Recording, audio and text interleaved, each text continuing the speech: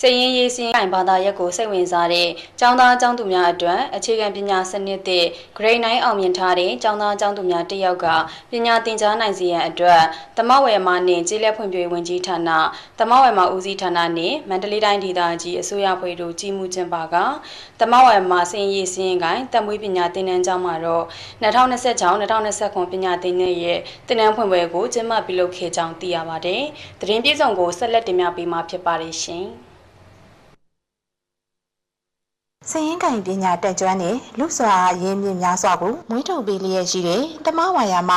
စည်ရင်းရေးစင်းကင်တက်မွေးပညာသင်တန်းကျောင်းမန္တလေးမှာတော့ယခုနှစ်2026-2029ပညာသင်နှစ်အတွက်တမဝါယာမနဲ့ကျေးလက်ဖွံ့ဖြိုးရေးဝန်ကြီးဌာနတမဝါယာမဦးစီးဌာနနဲ့မန္တလေးတိုင်းဒေသကြီးအစိုးရအဖွဲ့တို့ကြီးမှုကျင်းပက2026-2029ပညာသင်နှစ်ရဲ့သင်တန်းဖွင့်ပွဲကိုကျင်းပပြုလုပ်ခဲ့ပါတယ်။2026ပညာသင်နှစ်မှာဆိုရင်ပထမနှစ်သင်တန်းသား60ဒုတိယနှစ်သင်တန်းသား24ဦးတတိယနှစ်သင်တန်းသား18ဦးစုစုပေါင်း102ဦးနဲ့ဖွင့်လှစ်ဆောင်ရွက်လျက်ရှိပါကျွန်တော်တို့သင်တန်းကျောင်းကတော့ကျွန်တော်တို့ဒီပြီးခဲ့နှစ်ထိပေါ့4နှစ်မြောက်ထိမှာသင်တန်းအောင်မြင်ပြီးနောက်သင်တန်းဆင်းသွားတဲ့ကျောင်းသားကျောင်းတို့80ဦးကိုမွေးထုတ်ပေးနိုင်ခဲ့ပြီးဖြစ်ပါတယ်။ဆောင်းကူတက်ရောက်နေတဲ့လူက19ဦးရှိပါတယ်။ဒီပညာသင်နှစ်မှာဆိုရင်တော့နေစေစားစေကိုအခမဲ့ထောက်ပံ့ပါတယ်။ဧကရအတွက်လစဉ်1000ကျပ်လည်းထောက်ပံ့ပေးလျက်ရှိပါတယ်။ဒီ2026ခွင့်ပညာသင်နှစ်မှာဆိုရင်တော့ကျမတို့ဖြာချနာတွေကိုလည်းနိုင်ငံတော်ဘက်ဂျက်ကနေပြီးထောက်ပံ့လျက်ရှိပါတယ်။3နှစ်တင်တန်းဆင်းပြီးရင်တော့ Certificate in Business Accounting တင်တန်းဆင်းလက်မှတ်ကိုချီးမြှင့်တာဖြစ်ပါတယ်ရှင်။တမဝါမှာစည်ရေးစင်းကင်တက်မွေးပညာသင်တန်းကျောင်းမန္တလေးမှာယခုနှစ်ပညာသင်နှစ်အတွက်ကျောင်းသားကျောင်းသူ102ဦးတို့တက်ရောက်ကပညာသင်ကြားနေကြတာဖြစ်တယ်လို့သိရှိရပြီးပထမနှစ်သင်တန်းကိုတက်ရောက်လာတဲ့ကျောင်းသားတဦးရဲ့စကားသံကိုလည်းအခုလိုပဲကြားသိခဲ့ရပါတယ်။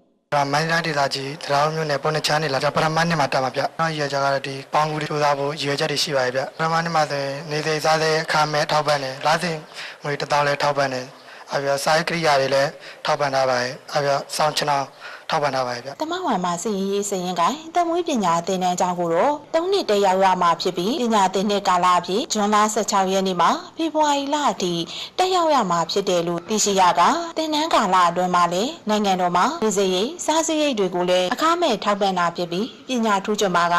တမဝါယမကောလိပ်နဲ့တမဝါယမနဲ့စီမံခန့်ခွဲမှုပညာတက္ကသိုလ်များကိုပေါင်းကူးပြီးပညာဆက်လက်သင်ယူနိုင်မဲ့အခွင့်အလမ်းတွေကိုလည်းရရှိစေတာဖြစ်တယ်လို့သိရှိရပါတယ်ရှင်။